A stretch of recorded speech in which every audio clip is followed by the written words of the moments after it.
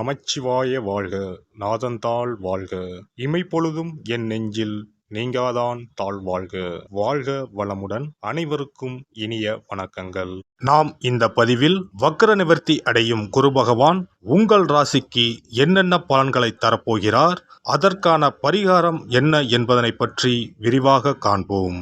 உங்கள் வாழ்வில் வளமும் நலமும் செல்வ செழிப்பும் பெற எல்லாம் வல்ல இறைவனை வேண்டி விரும்பி கேட்டுக்கொள்கிறேன். குரு பகவான் மகிழ்ச்சி, செல்வம், பெருமை மற்றும் செழுமையின் கிரகமாக விளங்குகிறார். ஒருவர் மீது குரு பார்வை பட்டுவிட்டால் அவர் வாழ்வில் பலவித உச்சங்களை தொடுவார். குரு பகவான் தற்போது வக்ர நிலையில் உள்ளார். அவர் டிசம்பர் 31ஆம் தேதி வக்ர நிவர்த்தி அடைய உள்ளார். அனைத்து ராசிகளுக்கும் மங்களகரமான வரங்களை அள்ளி கொடுப்பவர் குரு பகவான். வாழ்வில் முன்னேற்றம், பலவிதமான நன்மைகள் பெறுவதற்கு குருவின் ஆசி மிக அவசியமாகும். குருவின் பார்வை இருந்தால் எப்படிப்பட்ட பிரச்சனையாக இருந்தாலும் அதிலிருந்து மீண்டு வர முடியும் என்பது ஐதீகம். குரு பகவான் ஒரு ராசியில் உச்சம் பெற்றால் செல்வ செழிப்பு, பணம், குழந்தை பாக்கியம், திருமண பாக்கியம் உள்ளிட்டவைகள் கிடைக்கும். நவ கிரகங்களில் இடமாற்றம் மிகவும் முக்கியமானதாக கருதப்படுகிறது. ஒருவர் பிறக்கும் போது நவ கிரகங்கள் எந்தெந்த நிலையில் இருக்கின்றார்களோ அதனை பொறுத்தே அவர்களது ஜாதகம் அமைக்கப்படும். அந்த வகையில் தற்போது மேசராசியில் பயணம் செய்து வரும் குரு பகவான் வரும் டிசம்பர் 31ஆம் தேதி வக்ர நிவர்த்தி அடைகிறார். இதன் காரணமாக வரும் 2024ஆம் ஆண்டு 12 ராசிகளுக்கும் குரு பகவானின் தாக்கம் ஏற்படுகிறது. ஒரு சில ராசிகள் சிறப்பான பலன்களை பெறப்போகின்றனர். அது எந்தெந்த ராசிகள் என்பது குறித்து தெரிந்து கொள்வோம்.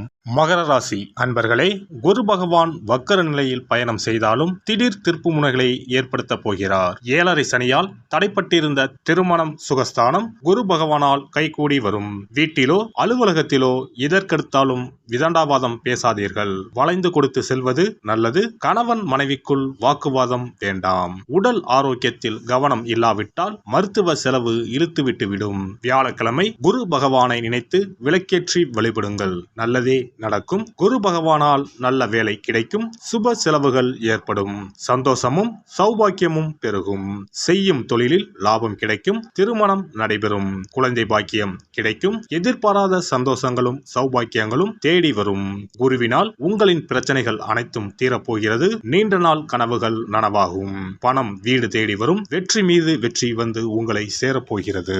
புதிய நபர்களின் அறிமுகங்கள் கிடைக்கும். வாழ்க்கை துணைவர் வழியில் ஒத்துழைப்பு ஏற்படும். கூட்டு வியாபார பணிகளில் முன்னேற்றமான சூழ்நிலை உண்டாகும். தந்தை வழி உறவினர்களின் மூலம் ஆதரவான வாய்ப்புகள் ஏற்படும். உயரதிகாரிகளின் ஒத்துழைப்பு கிடைக்கப் பெறுவீர்கள். ஏற்றுமதி மற்றும் இறக்குமதி சார்ந்த வியாபார பணிகளில் முன்னேற்றம் உண்டாகும். சேமிப்பை மேம்படுத்துவது தொடர்பான சிந்தனைகள் ஏற்படும்.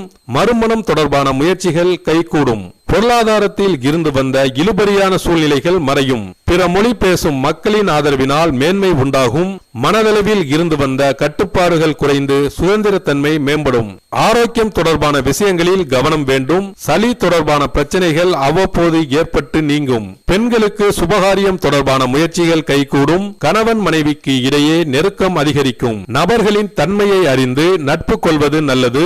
வெளிநாடு தொடர்பான பயண வாய்ப்புகள் கைகூடும். உத்தியோகஸ்தர்களுக்கு தவறிப்போன சில பொருட்கள் பற்றிய விவரங்களை அறிந்து கொள்வீர்கள். நிர்வாக திறமைகளை வெளிப்படுத்தி பலரின் பாராட்டுகளை பெறுவீர்கள். சக ஊழியர்களின் ஒத்துழைப்பு கிடைக்கப் பெறுவீர்கள். வர்த்தகம் தொடர்பான பணிகளில் ஆர்வம் அதிகரிக்கும். மாணவர்களுக்கு உடல் ஆரோக்கியம் தொடர்பான பிரச்சனைகள் குறையும். பலதரப்பட்ட சிந்தனைகளின் மூலம் குழப்பங்கள் ஏற்படும். மாணவர்கள் பாடங்களை 1க்கு 2 முறை படிப்பது நல்லது. திறமைகளை வெளிப்படுத்துவதற்கான வாய்ப்புகள் அமையும். ஒப்பந்தம் தொடர்பான பணிகளில் எதிர்பார்ப்புகள் நிறைவேறும். ஆடம்பர பொருட்கள் தொடர்பான விஷயத்தில் முன்னேற்றமான வாய்ப்புகள் கிடைக்கும். வியாபாரத்தில் லாபம் அதிகரிக்கும். குடும்ப உறுப்பினர்களின் மூலம் ஒத்துழைப்பு கிடைக்கும். வழக்கு தொடர்பான விஷயங்களில் சாதகமான தீர்ப்பு கிடைக்கப் பெறுவீர்கள். மனை மீதான கடன் சார்ந்த உதவி கிடைக்கும். எதிர்பாராத சில புதிய பொருட்சேர்க்கை உண்டாகும்.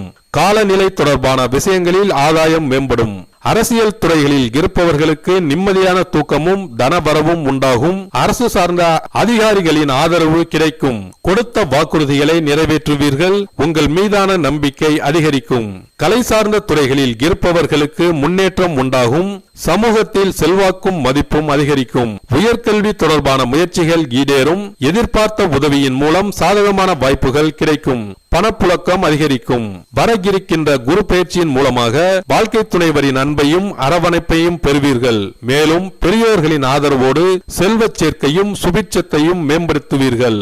எந்த ஒரு பணியையும் செய்வதற்கு முன்பு திட்டமிட்டு செயல்படுவது புதிய அனுபவத்தையும் புரிதலையும் ஏற்படுத்தும். பரிகாரம்: வியாழக்கிழமை தோறும் பிரத்யங்கரா தேவியை வழிபாடு செய்து வர முயற்சிகளில் இருந்து வந்த தடை தாமதங்கள் நீங்கி முன்னேற்றம் உண்டாகும். குரு பகவான் உங்களின் ஜாதகத்தில் சுபமானதாக அமையாமல் இருப்பின் கண்டிப்பாக அதற்கான பரிகாரம் செய்யும் விதமாக குரு பகவானுக்கு சிறப்பு பெற்ற ஆலயங்களுக்கு செல்வதும், வியாழக்கிழமைகளில் விரதமிருந்து குரு பகவானுக்கு கொண்டை கடலையை மாலையாக கோர்த்து அணிவித்து மஞ்சள் நிற மலர்களால் அலங்கரித்து நெய் தீபமேற்றி வழிபடவும். தானம் போன்றவற்றை காலை பொழுதிலும், மந்திர ஜபங்களை மாலை பொழுதிலும் செய்யவும். அருகில் இருக்கும் ஆலயங்களில் நவகிரகத்தில் இருக்கும் குரு பகவானுக்கு மஞ்சள் நிற வஸ்திரத்தை சாற்றி சிறப்பாக வணங்கி வாருங்கள். அதற்காக பரிகாரம் என்ற பெயரில் பணத்தை வீண் விரயம் செய்ய வேண்டாம். அதற்கு பதிலாக இறைவனை வழிபடுவதோடு ஆலயங்களுக்கு தேவையான நெய், நல்லெண்ணெய், பன்னீர், சந்தனம், பால், தயிர் மற்றும் மலர் மாலைகள், பூக்கள் என இறைவனுக்கு உகந்த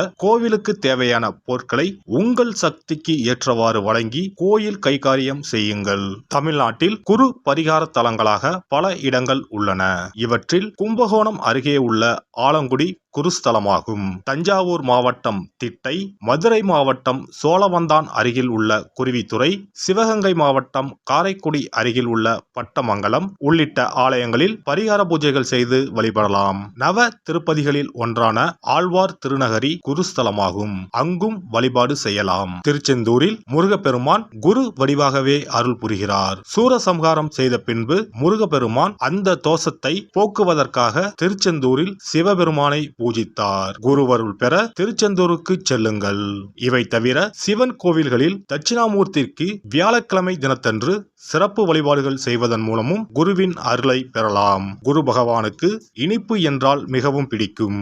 அதனால் வியாழக்கிழமை விரதம் இருந்து இனிப்பு செய்து அவருக்கு படையலாக வைத்தால் அவரின் பார்வை நம் மீது திரும்பும் என்பது ஐதீகம்.